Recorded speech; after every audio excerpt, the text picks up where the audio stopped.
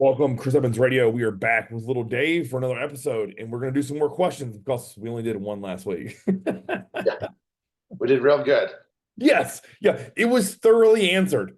So, for the one person that asked that, you better be happy, or I hope you are. Um, but outside of that, Dave, I was telling you right before we got on was I have North Americans in 2 days is when Chris and John compete. I have five total competitors throughout the course of that week, so that should be a fun time in Pittsburgh, and hopefully things go as planned. And Yeah, we'll just leave it at that. yeah, And what's really funny, I say as planned, and that's simply because, I think as I said with your prep, I never promise wins. I never promise first call outs. Like you just don't know how things are gonna go.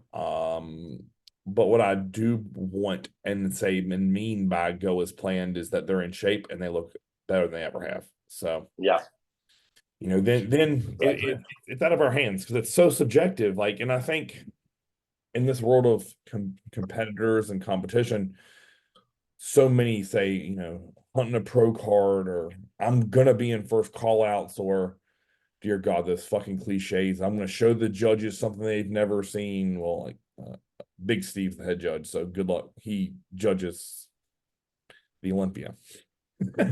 yeah, yeah. Better bring something fucking crazy. Good luck getting your glutes more peeled than Derek was last year at the Olympia. Yeah,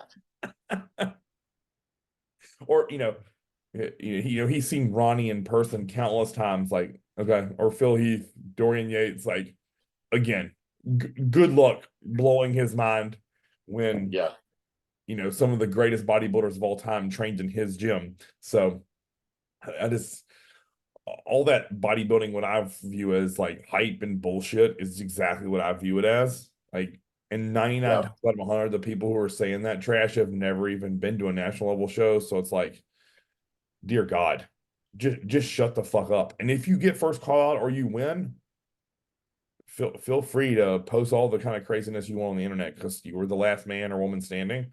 But in the meantime, like, show the other competitor respect because you're not the only person training hard and following a diet. I know in your little gym, maybe you are, but there's many others. By the way, North Americans isn't just the best in America, it's also Canada and Mexico. So that pool of athletes just grew by I say two continents, not two continents, by two countries.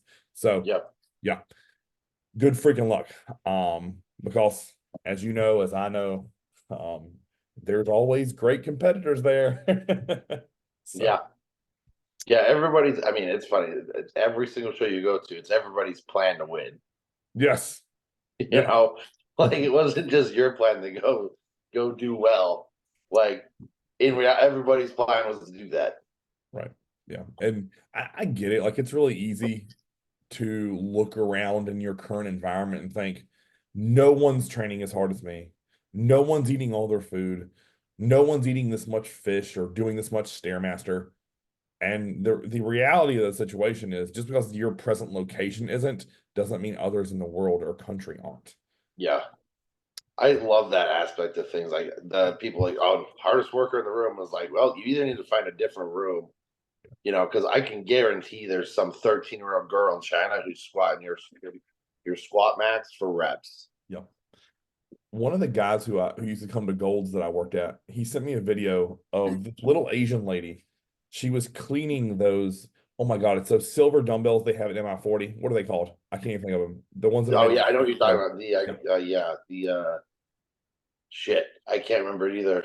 The We use them at I mean, yeah, I've they're used them. Yeah, we have them at Origin as well. yeah. They're the So most dense compact dumbbells ever. she might be 135 pounds. She is handling a 55 kg dumbbell with one hand, moving it around, cleaning it before she boxes it. Hmm. It is the wildest video I've ever seen. 55 kilos. I was like, what the fuck? Yeah, Human adaptations, man. right. I'm gonna make you clean heavy ass dumbbells all day, every day for 40 hours a week. And let's see how strong your wrists and forearms and biceps get. Dude, actually, you know something wild? This is a fun concept, but the when they first dug up ancient medieval like sites, Mhm. they did not they thought they found a different kind of human from the people when they used the longbow. Okay. Because those the longbows back in the ancient December times, they had like 140-pound pole. Jesus. So it was just a stick with a rope on it, but to Yeah. pull it back, like nowadays we have fancy shit. Like once you pull it back, there's no weight.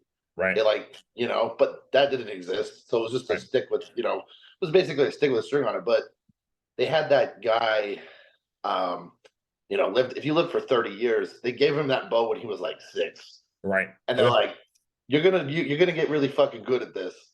And they thought they found different humans because their bone structure actually changed to Jesus. be able to handle the force of using the bow.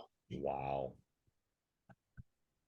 Human They're like, evolution. these guys were fucking thick. They're looking at their bones. They're like, why do they have such thick, like, their humerus is like double the size of everybody else they're finding. That's amazing. They're like, is this an alien? Right? But yeah, I mean, it's to get back to that point, look, I would be lying if I didn't say that I have some people who I believe are going to do very well. But at the same time, if everyone on the planet decides to show up and be a nasty freak, you don't know where you could be. You could Yep. win, you could win, or you could be second call out. And again, that's why you'll never catch me as a coach promising anyone anything. I don't give a Yep. fuck if I had the opportunity to train Phil Heath in his prime. I'm not promising Olympias. If he wants to say that, by all means, go for it. But you'll never hear that come out of my mouth. Yeah. Because I don't feel that way because it's bodybuilding. Weird shit can happen. You can get food poisoning. You can get sick. You could get anything. You could have stress. Your mom could die. Your wife could die. You could tear your bicep. You don't promise shit because to me, it's just jinxing it. Be your Yeah. best. Show up. Do your shit. And in the day, again, to me, this isn't like football or basketball or baseball or wrestling where you're competing for points and it's like adequate. Like you can score hard times and like, hey, look, my defense didn't give them any points and I scored twice. I win. With this, man, weird shit can happen with judges. And we've seen it time and time Yep. again. I mean, if you look at this Bass Olympia, right? You could have flipped a coin and said who won between Hottie and Derek, and no one would have been pissed off. Well, outside of their camps, but Yeah. a trained bodybuilding eye, I'd be like, I can see how Hottie retained his title. And then when Derek won, I'd be like, I get it. He was dynamite from the back. Like you could probably even throw in Samson there for that and say the same thing, like size and shape, won today. Okay, got it. So again, it's bodybuilding, it's judged subjectively. There's things out of our control that, if you've done shows long enough, you may mistime your pump up and look weird on stage and not your absolute peak. When you get back to the room and you drink a liter of water and you get better. Yeah. Um, it's just the human body can be very finicky, and we're trying to time. In the words of Seth Ferosi, you're trying to catch lightning in a bottle for 10 minutes, twice, AM and PM. Yeah. For most shows, for North Americans, it's AM and PM. So it's weird. It's weird. So again, show up, do your best, and hope things go well for all my competitors. And I'll always will say this: the work you put in is the work that everyone will see. So Yeah. fall on that coin wherever you may fall. Yeah. That's And super true. And it's not even just the work you did in prep. It's yeah, the off season is where your prep, like you're just taking off body fat prep, you know. yeah, So no, like the work you did to put on the said muscle did not happen during prep. no, Like, yeah, you might put on a little bit of here and there, but the gist of your physique is going to happen in the off season, yes, you know. And that's always the funnest concept because it's not like, you know, I think I shared that on my story the other day, but it's not the 16 weeks of prep, but it's the 52 weeks prior what really decide how your prep goes. yep, agreed. And I think so many people underestimate the power of when you start your prep, if you're in a great spot composition wise, and if your food is sky high and your strength is high, that always makes prep super easy. Like, and I say super easy, it's because we have more cards to play at the end if I need them, as Yeah. opposed to the guys and girls who come to me and they're doing tons of cardio, their meals are all over the place, and they aren't really training hard. Like, I've had those preps with people where that went really well, and I've had ones where it went really poor. Um, Yeah. Usually it's really poor, but some people do well. They're like, man, like I'm in a bad spot. I hadn't trained a lot. I'm on no supplements. I'm doing a lot of cardio. And I'm like, okay, cool. Let's pull your cardio back, take your food up, train like a madman, and add supplements back in, and their body just transforms. But Yeah. those are the folks who usually have been in incredible shape in the past and have had muscle memory where we aren't adding really new tissue. We're just adding it back on, which is way simpler. So, Yeah, that's actually a really fun concept because well, we actually know that like your body never loses. It might lose the musculature, but it doesn't lose the. God, it's early. The actual sites for where the contractile tissue happens. right, So once those are built, the muscle can leave, but those uh, I'm forgetting the name for it, but those nerves are still there. right. Yes. Yeah. The muscle memory is a real thing. Also, fat memory is a real thing, and I think people don't understand that. So, if you're someone out there who has been overweight, obese in your previous competition life, you can get back there just as quick as you got it all off. Well, shit, sorry. You can get it on faster, way than you took it off. So Yeah. be leery of that. Be very mindful. I just spoke with a guy about that 2 weeks ago. He's like, hey, right now he doesn't even look like a bodybuilder anymore. And he's like, I don't know what happened. I was like, well, you stop training hard and you start eating like a normal person. Yeah, good luck. That's what happens. Your body is programmed and maybe predispositioned to be fat. So that's what you have to fight. And again, everyone's life is different. If I stopped training for 3 months and ate like a normal person, I'd be skinny. Yeah. Simple as that. Very true. I'd probably be soft in the middle, maybe. I don't know, but I would definitely be. Yeah. My body very much wants to be shaped like a pear. Right. Yeah. Listen, you have to be big because your proportions of your joints are so fucking big. I always joke people like the only reason that like, your arms are big. I'm like, no, my wrists are small. You don't understand. This Yeah. joint and this joint is small. My arms really aren't as big as they appear. Yeah. It's the same thing with my legs, right? People are like, man, your legs are so round. I'm like, no, it comes off of my hip, and my hips are small, my knees are small. So it appears larger. Like I have small ankles, of course my calves look bigger. Yeah. But yeah, I don't know.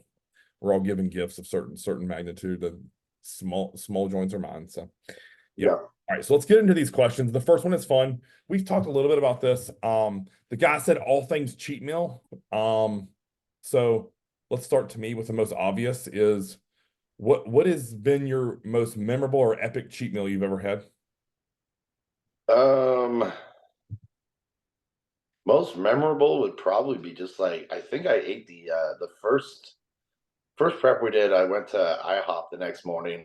Right. I ordered the left side of the menu. Not even kidding about that. The waitress was like, "Wait, what?" I was like, "I just get everything on this page." Right. That's great.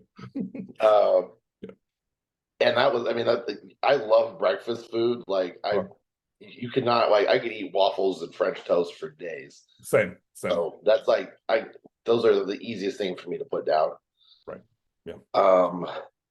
The I think probably my favorite was when that one time like I don't know what was happening. I think I was just dropping really fast. Mhm. I had like back to back Five Guys. Oh yeah. Yeah. Yeah. I remember you sent me your update, and I'm like, yeah, we're gonna need to rerun that. Yeah. And you're like, okay, gladly. That was before Five Guys like cost what a high-end steakhouse cost. So Yeah. let's see. What's really interesting, you said that IHOP. It always reminds me, have you seen that like OG muscular development video of Kai Green just smashing? I think it was IHOP or might have been Denny's or Waffle House. I can't remember. And he just he keeps ordering and ordering and ordering. I think the total was like right at $200 just for him at Yeah. IHOP. Um, Yeah. if you guys haven't seen it out there, just type into YouTube. It is worth a watch. Yeah. Because they have him like laying in the hotel room afterwards, and he looks pregnant, but it's like a total turtle shell because you can still see the abs on top. Yeah. He's just Yeah. I remember that. fucking miserable. Oh yeah. For me, I got one of them on film on YouTube where it's like five guys, my cookie dealer, a milkshake. I come home and eat ice cream, and like it's pretty aggressive. I think it was, I know it was over 10,000 calories because Chaz totaled it all. Um, I'll have to go back and look, but Yeah. that's probably my most memorable. But I've had all types of cheat meals, or free meal. The one I had after the show where I got absolutely smoked. I just told you about this. It was a dozen hard-boiled eggs, a whole box of cinnamon apple oatmeal, and a box of cookies, chocolate chip cookies from Fresh Market. Um, that's not really like cheat meal, but at the time that sounded amazing to me. Um, when I used to be with Matt Porter, he would have me do this after every Saturday training session. It was I would have a whey isolate shake with 200 grams of pineapple and 2 to 4 ice cream cones from McDonald's. Oh yeah. The ice cream comes from McDonald's is key. And then you come home and you instantly start making his MPA pizza, which is a pound of ground turkey, fat-free cheese, fat-free marinara sauce, and then it was a sourdough crust that I could only find at Fresh Market. And you make that and then eat the entire thing. So within that like 90-minute window of post lift, it's absolutely heaven. Yeah. It's like a 16-inch pizza and a pound of meat. So again, I know most people probably aren't like, oh, that's not a cheat meal, but when you're in prep and you have that every Saturday, and before that was 500 to 600 grams of carbs before that final meal. So he wanted me to train at the end of the day, have all those carbs. And because essentially like my training day back then, so this is what a day looked like just for fun for you guys. It was wake up and do anywhere between 15 and 22 rounds of hit on a bike, eat 2 meals, which were like he would do lowered protein to like 5 ounces of meat, white meat. It was definitely not beef or whole eggs. And then carbs were 100 to 120 grams, all from fat-free sources. And then I would do another round of hit, eat 2 more meals. So I'm at 4 meals. Then I would take a nap. Then you would eat your pre-lift meal. You would train and then have all that food that I talked about. So it was a glorious day of Saturday. And yeah, so cheat meal to me, I don't know. That was those. I've eaten lots of just eat my face off until I felt miserable. I've done that at Olive Garden once post show and it was miserable, and I was in the bathroom dry heaving, begging to like that's not fun. So I don't know. Yeah. I like Chick-fil-A if I'm being honest with you guys. Like it's just an easy one. Yeah. Goes down easy. So Yeah. I'm super basic when it comes to actually. When I met my girlfriend, we were gonna go do something and it started raining, so we changed our mind. We went out to I was like, "Are you down for some waffles?" We went to a diner here, and I got like country fried steak and eggs and a waffle, which, by the way, is like that's a tiny ass meal for me. right, yes. Yeah. You know, like that's less food than I was normally eating. It was just funny. She's like, "You gonna eat all of that?" I was like, "Yeah." And we met. That was that was probably like, well, it was like 6 months after October, after North Americans. Okay. And she's like, when was your last cheat meal? And I was like, um, I think that was probably 2 weeks after the show. So it's been, I don't know, 4 months. Right. Yep. That's great. Let's see what else. I said all things cheat meal. Okay, let's talk about in the off season. I always just tell you guys have, 1 or 2 a week, and it's your discretion. I don't think I've ever written on your plan too, but We've had two before. yeah, okay. And then a lot of times, like you'll say, I don't need one. Like I think that's what you said last week was I don't even, or Yeah. the week before, I can't remember. You're like, no, I didn't need one. So, I mean, I'm definitely not opposed to free meals in the off season, as long as they aren't once a day, unless it's called for. And I've only had a couple people who I ever need to do once a day. Trying to think what else. I tend to like not want to do anything that's like heavily dairy based if possible. Um, and then just don't eat things that fuck your stomach is the biggest. Like, Yeah. and I it, think Evan Senzapani said that the best, in my opinion, yeah, when it comes to free meals. It's like, have something good, but the next day you should feel like a tank and not yeah, like you're going to shit your pants. correct. Yep, Because if it affects your training in any way, shape, or form negatively, don't do it again. agreed. Yeah, Like that's what bodybuilding is. Like that free meal, just like power lifters and strongman slam foods, they slam food and their strength goes up. We do the same thing. right, Since we have to keep it more moderate because our body fat levels have to stay well under check. right.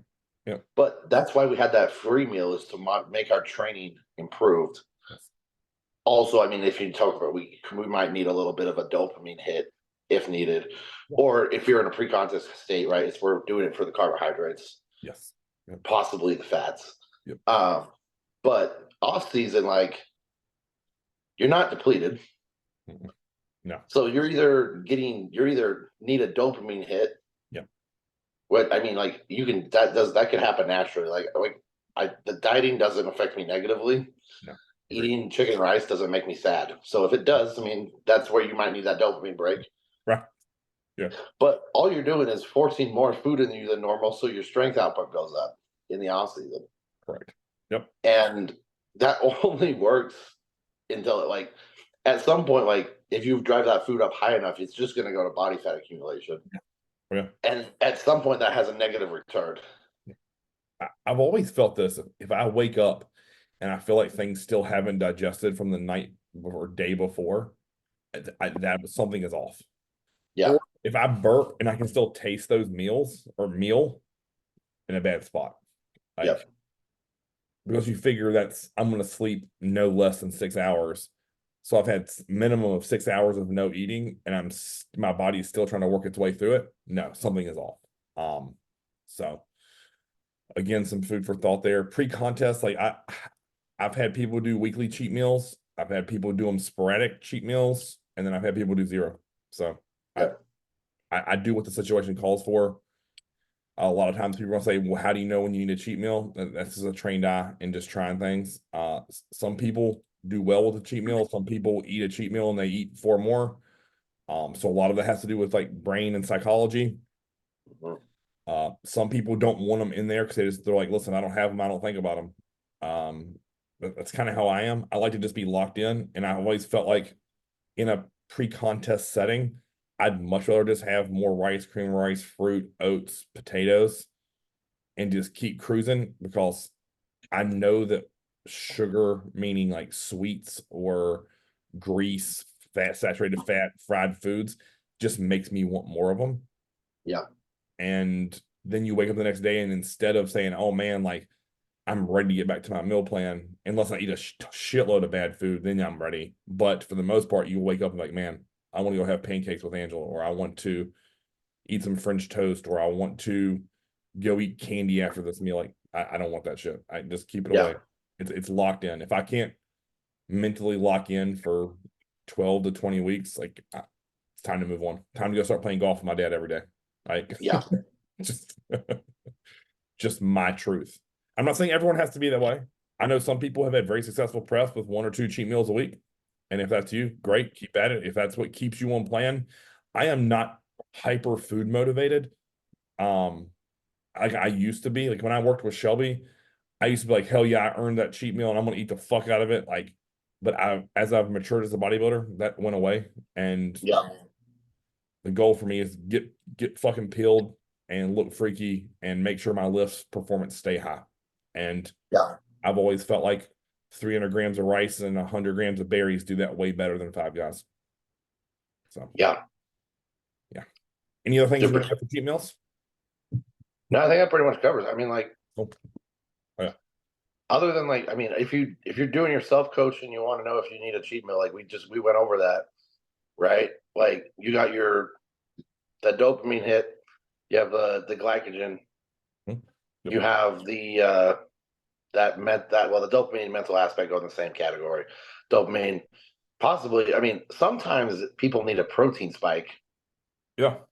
That's Yep. another thing too. Like sometimes it's like, okay, cool, have a 16-ounce steak, Correct. Yes. and that and that's not usually the off season, No. but No. but I mean, No. like, protein can also be a thing in there too. But and then fats too. Like sometimes people do better on a higher fat cheat meal than a higher carb. Yep. Yep. I've done, speaking of the high protein free meals, I've done that with guys before where I'll say, hey, go out and get the biggest steak the menu has. And then that will also limit their carbohydrate because that's so much meat to go in, right? So Mhm. if you figure if you have a salad and then you have a 16 to 20 ounce steak and a potato, 9 times out of 10, they're going to be satisfied. Like Yeah, it's a good clip of protein. 99 times out of 100 is a steak. It's going to be probably 50-ish grams of fat. And then you have a potato, which is probably what, 50 to 100 grams of carbs, depending on how big it is. yeah, And it's a pretty balanced meal. Like, and they walk away like, man, I feel satiated. That was a delicious meal. It was probably cooked in butter and oil. So you get a little extra added fat. I say a little. You get a good bit of extra added fat, and you get in the gym the next day, and your muscles are screaming full. So yeah, fun fact there. And then the cool thing is, you take your wife, your girlfriend to a nice steakhouse, and y'all have a nice meal together. And you didn't measure anything, and you didn't have to do any like, hey, don't put any butter or oil in this, or none of that's weird shit that delineates you to be a bodybuilder. You just went and had a free meal and moved on. yeah, Guess what? Because you're gonna have steak and potatoes tomorrow, probably. So, yeah, yeah. Super true. That's one of those ones that's just like you'll be fine. correct, correct. And what's fun Especially the is, opposite. I mean, like, there's definitely points where it's like, it's different. yeah, okay, But sometimes, like, at the grand scheme of things, at least for an off meal, like, I've always put it that way. It's like you have what your meal's supposed to be, and you have what your meal's not. yes, But then you have that area in between where, like, if shit hits the fan, yeah. right? Like, I've gone on vacations where I've gotten like my food confiscated. Like when I went to Costa Rica, we went to a national park and they like looked at my bag and they're like, you can't have food. And it was just gone. It was like, and I don't speak Spanish. So I'm like, all right, Mm, there's no fandango my way out of this. right. But you get into the park and there was like you know, they had like a taco cart. And I was like, oh, cool. Can I get like steak and rice? And he's like, yeah, no problem. And I'm like, I have no idea how much this weighed or measured, but like Yeah, at the end of the day, like I was eating something similar to that, right. Yeah, yeah. and like, yeah, I'm not perfect at that case, but like, I didn't say, oh, fuck it, I'm going to go eat cookies and ice cream because my food's gone. Right. Yeah. There's a really nice steakhouse that's like 10 minutes from my house. And man, I would eat there 7 days a week. That's how good their steak and potatoes are. Now, Yeah. they're also mashed potatoes, by the way. So don't, it's not like I'm eating a plain white potato there, but that meal is just so great. The quality of the meat is super high. I get a filet. It's 14 ounces, so it's a big piece of meat. Um, and then it's like a boat of mashed potatoes that is like this big that her and I Yeah. will literally share, and probably not finish it all. So, and we have a salad with that, and like it comes with like sourdough bread. It's delicious. Yeah. I wake up the next day, hit arms if we go on a Friday night, and my pump is unreal. And my Yeah. stomach, by the way, isn't fucked. Yeah. Yeah. Exactly. So, I mean, again, I would choose that over most crappy things all day long. And it's, again, as you said, it's a semblance of a normal meal for me, even though it's off plan. So it tastes better, obviously, because they do all that fancy chef shit with the steak, and Mhm. it's a high quality piece of meat. And then I'm not used to having mashed potatoes, so Yeah. you figure the base of it is gold potatoes. So it's like, okay, we're good. Mhm. All right, next question here. Can you guys discuss spot injections? You Well, want sure. I mean, it's just, you just, that's where you're stabbing. to? I mean, you're Yeah. not gonna like, if you're thinking about it, like if you're gonna be pinning something, like if you're on TRT, in my opinion, as a bodybuilder, you're not pinning once a week. No, right, I don't care if you're taking 100 milligrams of test a week. Right. I'm gonna I'm if 5. I'm on 100 milligrams of test a week, I'm splitting that into 4 shots Yeah. Right. and Yep. making them really small volume and throwing them in the smallest needle syringe I can. Yep. Because, well, we have the technology. This isn't 1975 where the only needle size available is an 18 gauge. Right. So like use a 29 gauge, or Yep. and inject more frequently, but inject less. And Yes. then intramuscular, right? That's how injections are. Well, if it's a very small dose, you could do subcutaneous, but intramuscular means muscle. Yeah. So as long as you don't put it in a vein, your muscles, almost anything is, you could put your oil into, Right. Yep. and so, over time, I guess that does add in the benefit of it. I don't think you're going to grow muscle tissue from spot injections, No, I don't know. but well, other than like obvious, like if you're putting 3 cc's of something into your delt, yeah, you're going to stretch something. That's like Right. the same. That's the same thing as synthol, Yes. Yeah. but you shouldn't be doing that. No, no, no, no. If you're taking a 3 bomb in the delt in the side delt, good luck not Yeah, having like a box or a triangle yeah, pointing this way. yeah. You'll just exactly. You have some like just triangles. Or listen, I'm gonna say this. It's a public service announcement. If you're shooting 3 cc's of anything anywhere, you have a problem. If you're doing that in your glutes and you wonder why you have a golf ball by your glute med, and you see go to like a bodybuilding show, like what is that coming off his ass? Is that a muscle? No, it's not. That's scar tissue or a bad shot. Yeah, I've always wondered those guys who do that.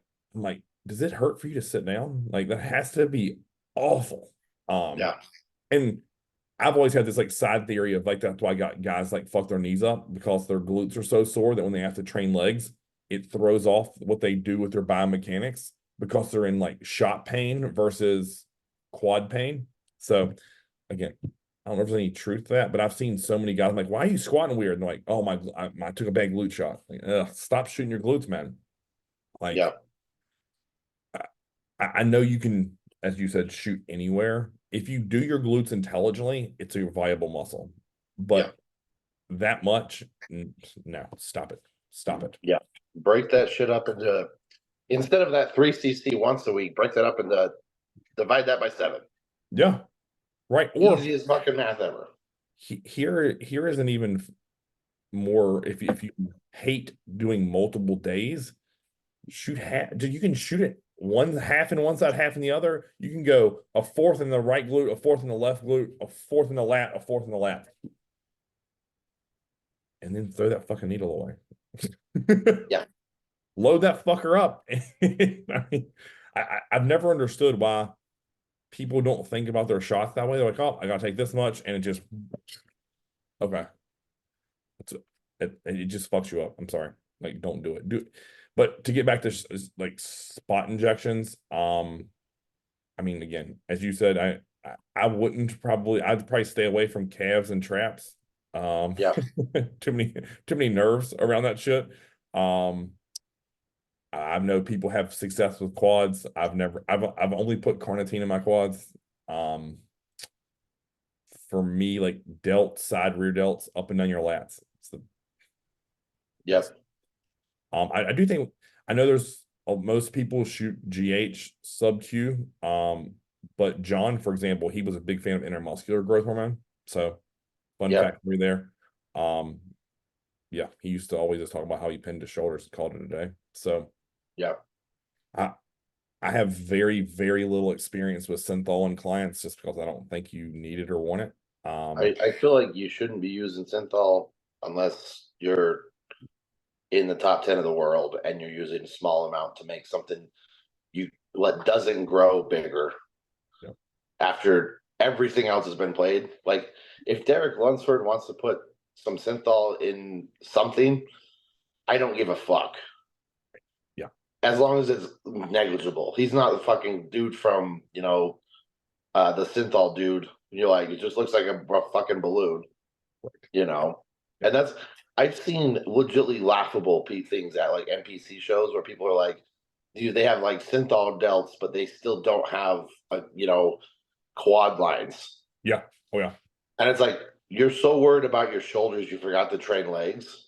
Oh yeah. Yep. Yep. That tends to be so obvious when it's abused or even used regularly Yeah, that I'm sorry, you know, I've always felt this way too about my body personally. One of my strengths is being able to see muscle fiber, and I don't want to do anything to blur that shit. You know yeah, what I mean? Like, exactly. would I like to pump my arms up another inch or two and just do that with an easy shot a day? Hell yeah, I would love to do that. But I don't want to sacrifice striations of my triceps and like fibers of my biceps to get that extra little inch or two where I'll just give it 5 more years and just still get bigger.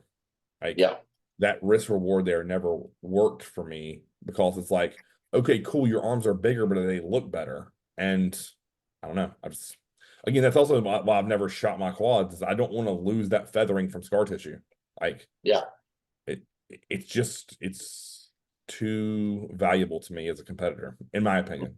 Because even though you and I both know that I still have quad striations in the off season, so it isn't a matter of like I necessarily earned those through hard dieting, but they're in there and I don't want to cover them up because it's yeah, perceived that man, you can see the fibers of his quad sweep strided. Yeah, you can, and I don't want to lose that. So fun fact about site injection there. I just be leery if you start to have like scar tissue or knots or buildup, like you got to get that broken up with massage therapy or a Grasson tool or something. Like yeah, don't allow it to get hardened because if it hardens, I've seen guys have to get shit cut out of their shoulders. So yeah, yeah, word to the wise there. Just be leery. yeah. All right. Let's see. Next question. Stretch before or after your lift, and then how long?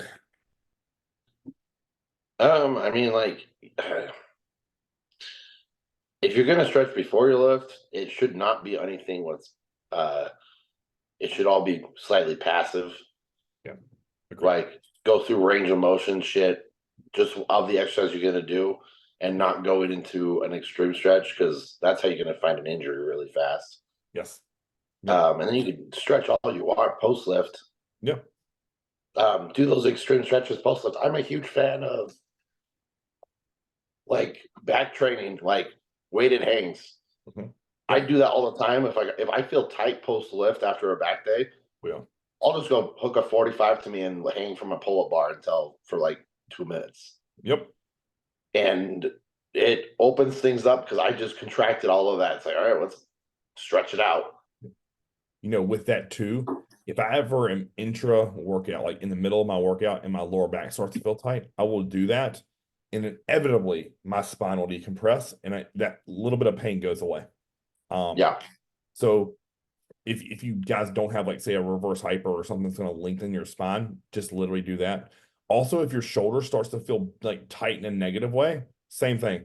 I'll go get a neutral grip pull-up bar about right my shoulder width, and I'll just hang, and all that shit just starts to open up. Because look, if the yeah, capsule's coming here, or I guess that's a better demonstration, let's get that stuff back to there. And you just do that yeah, by stretching. And for me, with my back, I definitely want a 45-pound plate or two on me. With the shoulder, it's just body weight. yeah, Just hang there, count to a slow 20 or 30, and then go back there and do your next set of side laterals. I promise you, it feels the pump is even crazier. So, hell, even a lot of the times for like exercise 3 or 4 on an arm day, if it's mm, a especially tricep, yes. just holding that that negative Yeah. with weight. Like if I'm doing a tricep push down, coming up and just sitting there, like the weight's still on me, Oh, yeah. but I'm just holding it at that, Yep. and doing a 30 count there. Mhm. Yep. Like that's a different kind of pain. But honestly, like that's allowing you're just forcing a stretch on your tricep, and you're also very much warm. Yes. Yep. There's no real. You're not out of your range of motion. You're not doing an overhead or anything like that. Yep. Agreed. But I love all of that.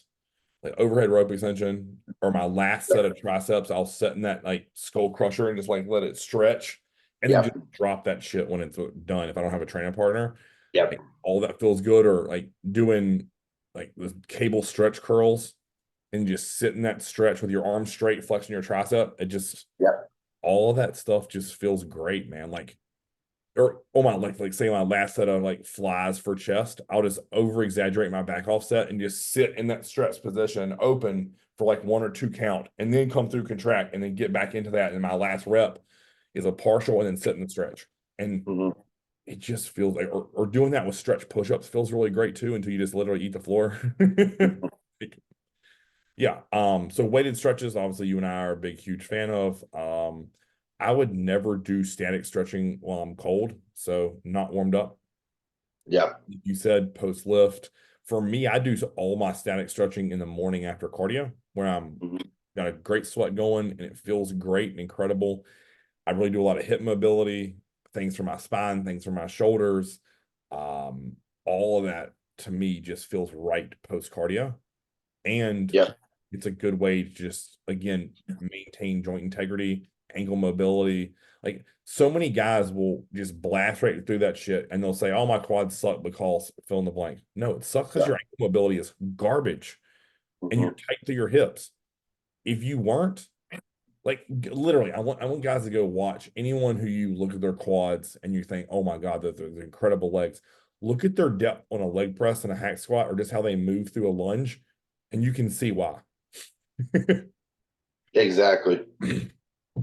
Yeah, make that's like the funniest thing to me is like in all reality, bodybuilding is like owning a very expensive car, right? You can definitely change oil, you can wash your car, but when the time comes for it, when you have to buy new tires, there are no options for cheap tires for a Lamborghini. No. They don't have a discount tire for Lamborghini tires.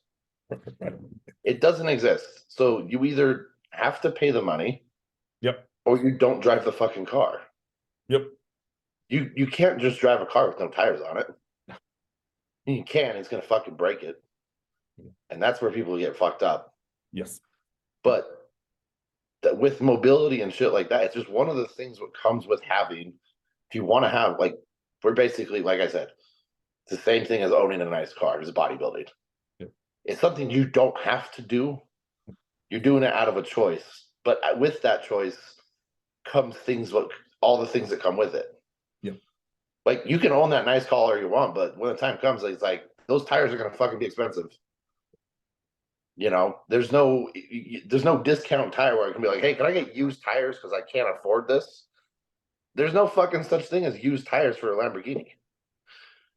Legitimately doesn't exist. Agreed.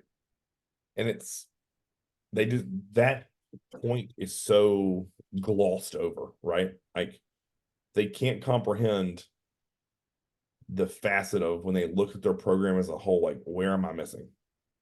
And in today's times, it's very rare that you see individuals talk about that. It's like, oh, well, my lower back's beat up, so fuck it, I'm gonna keep squatting. I'm gonna keep doing deadlifts. Okay, well, you didn't even address why your lower back's fucked. Yeah. Chiropractor? Do you not take time for massage? Are your hip flexors tight? Are your hamstrings tight? Are your glutes tight? What do you do to loosen your back as opposed to just crank on it? Like, or if it's back to the whole arm thing, it's like, oh, your exercise selection is piss poor. Like, you're doing nothing but barbell curls and you're wondering why you're getting shearing pain down your forearm. It's because you can't supinate your wrist properly. Okay. Are you going to address that? Or are you just going to keep doing barbell curls? Yeah. Because I've always thought this: if I'm getting pain from here to here and it's 8 out of 10, I can't feel pain in here because the body can't process that much signaling at once. Nope. It you just, it's anyone who's ever trained, say, legs or squats or leg press with a hurt knee, your quads don't feel that pump as nearly as much as when you have zero knee pain. Mm-hmm. If you have knee pain, you have to address it. So, yeah, stretching. I like it post cardio. You can do it post lift. You can do weighted stretches post lift or the last exercise of the day for that given body part. But yeah, I would never just stretch cold, even if it Yeah. was just if I was gonna like say just wake up and do a yoga class, I would still go for a walk with my dog first to get blood going. Yeah. Like, I would definitely be doing, yeah, something. I'd get to that yoga class, do laps around the room at least. correct. Yeah. I just, and especially if it's like pretty intensive, or if you're gonna aggressively push your stretches, like Yep. I'm not just waking up, brushing my teeth, and trying to do a split in the bathroom. Let's put Yeah, it. no joke. You want to tear an adductor? Go at it. Um, and then the last question we'll do here today is foam rolling before or after training, specifically legs.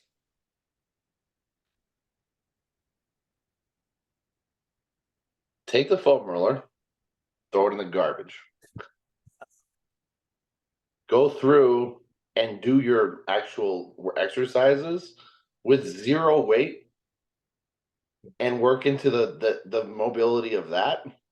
Take that leg press, put your elbows, your knees all the way back behind your fucking ears with zero weight on there. If you can do that, you can learn how to do that with zero weight, right? Or like a squat, sit down into a squat and then get up with it without weight. That's where a lot of people have problems is they force themselves into a leg press and they get fucking deep with it, but they can only get deep once they have 4 plates on there. Right. Yep. Because they're so fucking stiff, but they need 400 pounds to push their hips back. It's like learn how to do that without these. So go through those things in the planes of motion you're going to use them in, and figure out what hurts and what doesn't. Right. $10 you won't need a foam roller. And then when you have a foam roller, like you can use that for sure, but that's not what's going to help your knees aren't going to feel better because of the foam roller. Your knees are going to feel better because you're doing exercises the better way. Right. Something is fucked up. And it's not because you're tight. There is definitely dysfunction within the body. Yeah. And dysfunction can be execution within an exercise. Um, yeah. Yeah. I can say that if I'm gonna foam roll, I do it post stretching in the Yeah. morning. So I have Yeah. this routine where like I'll really just, if I'm talking about legs specifically, I roll my quads and my IT bands, and then if my glutes are tight, I'll sit on it and roll back and forth a little bit. Yeah.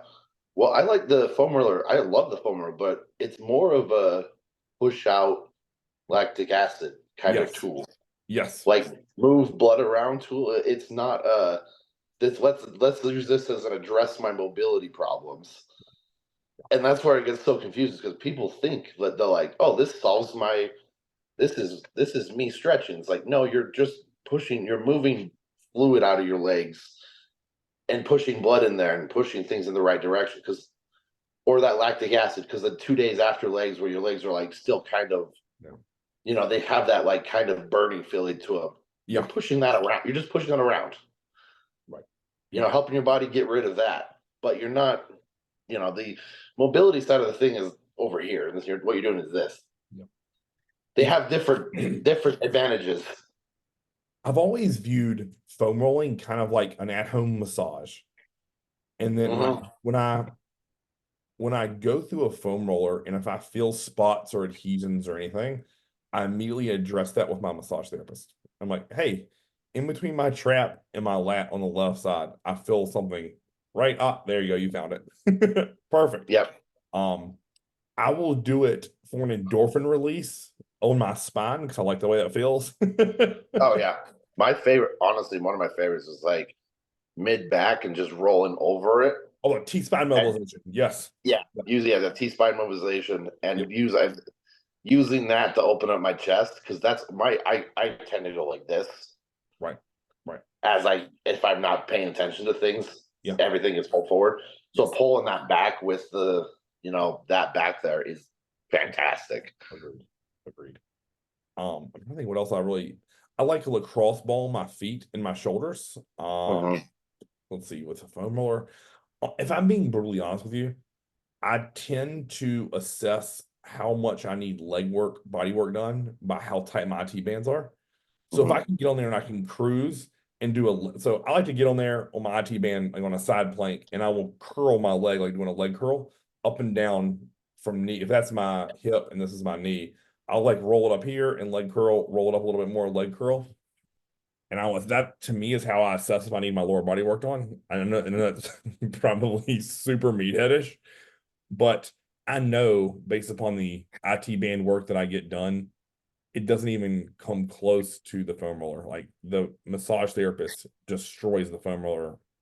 It's not even close. Mhm. So Yep. I know that most people view that as, say, a cost-effective massage therapist, but listen, you and I both know it's not the same. No. Yeah, you find yourself a good deep tissue massage, athletic trainer, Mm. some somewhere, shape, or form of that. Like it's not even close. And I felt this too, like they're going to stay on a problem area for me way longer than I deem necessary. Yeah. Because let's say I found a little pebble on my IT band. I'm going to roll that shit for 5, 10 minutes. It's going to be miserable, but they will stay on it until it's gone. Yeah.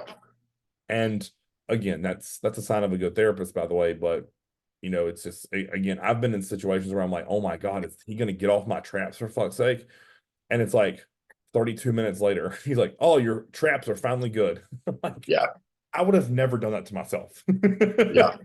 I've had the one that like wow, your legs are pretty tight. And comes back with his acupuncture needles. He's like, we're doing this today, and then like 40 needles deep, he's like, all right, cool, we're good.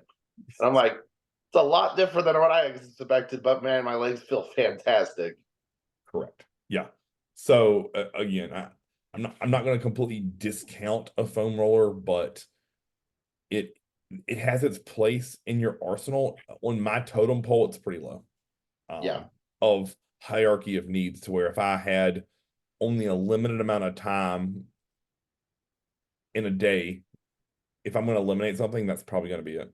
Um, yeah, so again, I realize that again, even I don't have unlimited time, as most people online seem to think that I just sit around and bodybuild all day. But again, I would if I had to pick between So Right and foam roller, I would choose a So Right. oh yeah. I mean, That's again, that's one thing I recommend to most people is the so right.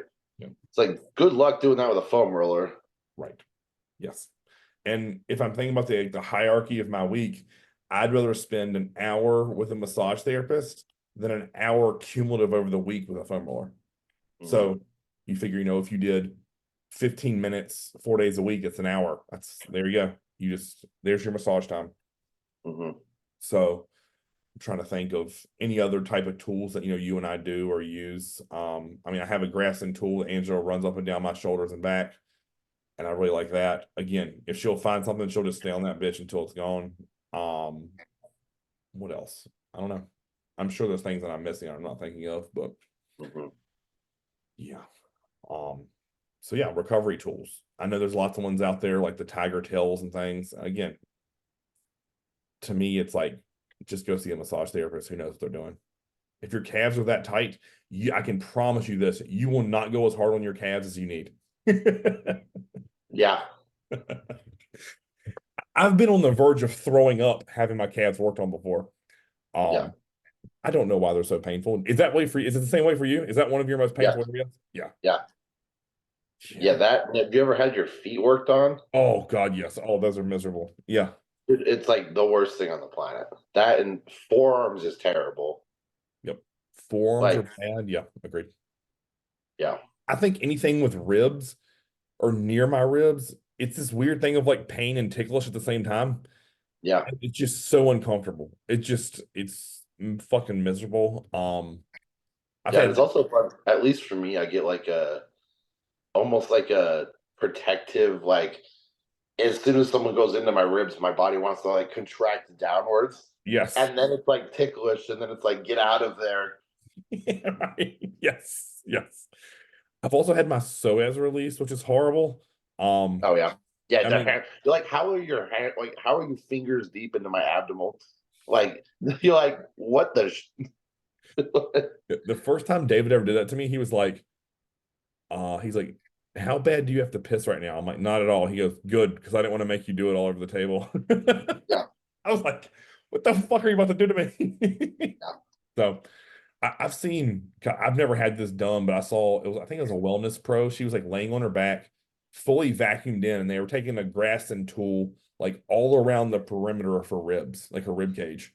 And I was like, oh, that has to feel Yeah, crazy. that's Yeah, not fun. because she was like getting up the inside the stomach vacuum, like going around the lip of the ribs. I was like, Yeah. fuck. So yeah, calves are horrible. I mean, you can stretch your calves to your blue in the face, and if they're tight, you literally just have to get someone to go in there and dig and root and find the problem. Like for my brother's birthday, I think last year, I got him 60 minutes with my guy who does massage, and he just worked his calves. And he was like, it's my brother's pain tolerance is crazy high. And he was like, that was excruciating. Yeah. So, and he has, he runs obviously all the time, so his calves are tight, but he also has high calves that sit up by the pit of his knee. So that has to be even worse, right? In my mind, where my Oh yeah. calves are Yeah. longer and connect closer to my ankle. But yeah, there you go. Yeah. Meals, stretching, foam rolling, and site injections. Enjoy. That's a random Yeah. hodgepodge of Right. knowledge The for you guys. hodgepodge episode for sure. Right. Hell yeah. All right, guys. Until next time, if you have questions, post them in the comments. We clearly will answer anything. So have at it. And until next time, Chris, Dave, we are done.